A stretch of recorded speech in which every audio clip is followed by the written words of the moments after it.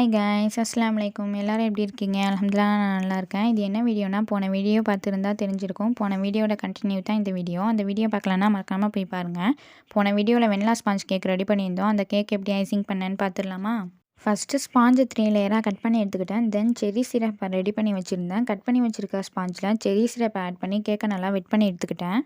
தென் whipping cream beat பண்ணி வச்சுருக்கேன். கேக்கில் க்ரீம் அப்ளை பண்ணிவிட்டு ஃபில்லிங்ஸ்க்காக ஒயிட் சாக்லேட் கிரேட் பண்ணி வச்சுருக்கேன். அதையும் க்ரீமுக்கு மேலே நிறையவே ஆட் பண்ணிக்கிட்டேன். தென் 3 லேயர்லையும் இதே ஸ்டெப் ஃபாலோ பண்ணி கம்ப்ளீட் பண்ணிட்டேன்.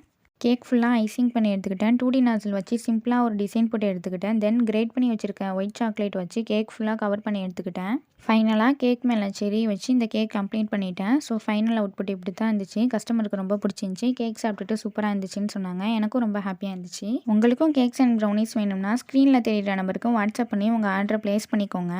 இன்ஷால்லா நெக்ஸ்ட் வீடியோவில் கிறிஸ்மஸ் நியூ இயர் ஆஃபர் பற்றி அப்டேட் பண்ணுறேன். மிஸ் பண்ணாமல் எல்லோரும் பாருங்கள். மறக்காமல் லைக் அண்ட் சப்ஸ்கிரைப் பண்ணிக்கோங்க. உங்கள் ஃப்ரெண்ட்ஸ் அண்ட் ஃபேமிலிக்கு வீடியோ ஷேர் பண்ணுங்கள். இது வரைக்கும் பொறுமையாக வீடியோ பார்த்ததுக்கு தேங்க்யூ ஸோ மச் கைஸ்.